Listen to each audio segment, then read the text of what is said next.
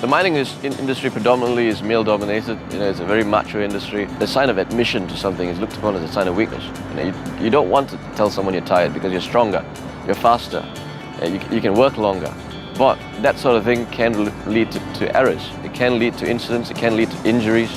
It affects families, it affects more than just the people on the mine site. So the Smart Cap is basically a very simple, it looks exactly like a baseball cap. You put it on, and it just measures the activity in your brain. It just measures from a 2 to a 4 on the levels of alertness of how your mind is. We're doing something that is normal, it's here to help you, it's here to complement what you do, it's here to make the workplace a much safer environment.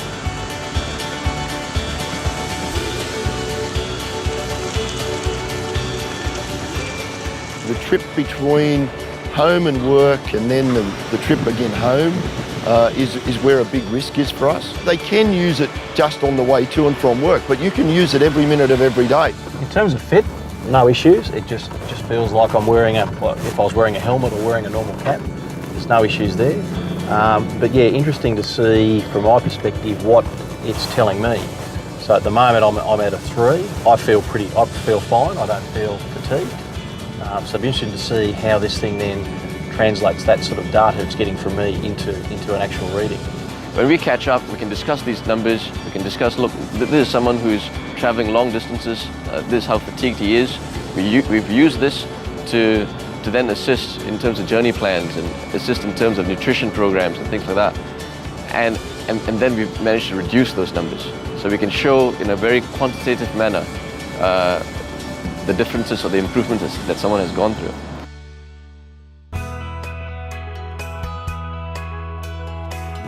Yeah, I suppose a lot of people, even myself, there'll be times where you think you've had a good sleep, you think you're relaxed and you're refreshed, but obviously our mind is, or our brain is telling us something a little bit different to that. This is something that's here to empower you. It's not something that's here to be intrusive. It's not something that is here to be a big brother to report to someone. It's more to help them. Look, I think the guys will be quite okay with adopting the technology. As a site, we're quite aware of the issues or potential issues with fatigue.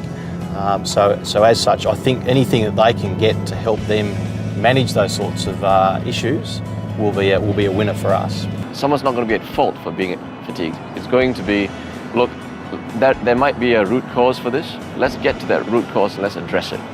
We have a number of people who have different commute times to site. That can vary from half an hour from Orange or up to 40 minutes and beyond. So we're probably going to look at how we can use it to assist people with their commutes to work, and so they can actually get an idea of how they're travelling in terms of fatigue. We've got a mine site which is the largest, it's possibly going to be the largest underground mine in Australia.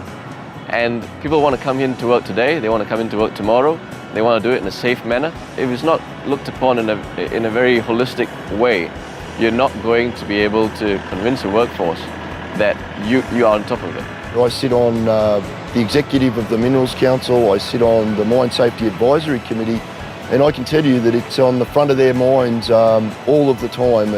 And everybody that I deal with is very serious about managing fatigue as best we can to make sure that we ensure our workers are safe.